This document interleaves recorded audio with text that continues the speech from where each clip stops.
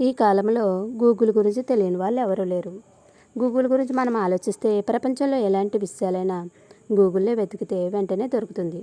మీరు America చూడాలనుకున్నా, Dubai చూడాలనుకున్నా, Singapore చూడాలనుకున్నా, ఏ దేశంలో ఏమున్నాయో తెలుసుకోవాలనుకున్నా మన ఈ గూగుల్లో సెర్చ్ చేస్తే తెలుస్తుంది. ఇండియాలో ఉన్నటువంటి ఎన్నో ప్రదేశాలు, ఎన్నో వార్తలు ఇవన్నీ మిమ్మల్ని తెలుసుకోవాలనుకుంటే ఈ గూగుల్లో సెర్చ్ చేస్తే తెలుస్తుంది. ప్రపంచ మానవాళి ప్రపంచం వాడుకుంటుంది గూగుల్. మీరు ఏమి కావాలని అందులో కొట్టండి వచ్చేస్తుంది. అలాంటిది ఈ మధ్యనే ప్రపంచ మానవాళిని వివరిస్తున్న ఈ గూగుల్ బైబిల్ కన్నా చిన్నదే. గూగుల్ చెప్పినది బైబిల్ మాత్రమే చెప్తుంది. గూగుల్కి తెలియనిది బైబిల్కే తెలుసు. ప్రపంచ మానవాళి వెతకవలసిన పరిశోధన ఏమైనా ఉందంటే అది బైబిల్ మాత్రమే పరిశోధించాలి. బైబిల్ అనేది మహాజ్ఞాన గ్రంథం. ఎంత జ్ఞాన గ్రంథం అంటే 1 కొరింథీయుల 6:2 పరిపూర్ణ అయిన వారి మధ్య జ్ఞానము బోధించుచున్నాము.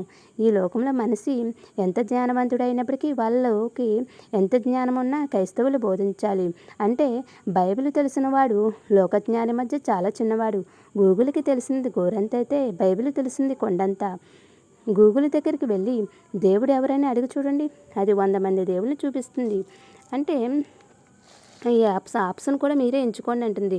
అదే దేవుడి దగ్గర బైబిల్ దగ్గరికి వెళ్ళండి, నేను తప్ప వేరొక దేవుడుని లేడని దేవుడు సెలవిస్తున్నాడు. ఈ గూగుల్ అన్నది ముందుగా ఎప్పుడు ఈ యొక్క గూగుల్కు రాకముందే దేవుడు టెక్నాలజీ ముందుగా ఎప్పుడో దేవుడు బైబిల్లో రాయించాడు. యెషయా 1:2 యెహోవా మాట్లాడుచున్నాడు, ఆకాశమా ఆలకించుము. అంటే ఈ యొక్క గూగుల్ మనం వాడుతున్నప్పుడు మనం ఫోన్ చేస్తే అది శాటిలైట్ ద్వారా వేరొకరికి వెళుతుంది.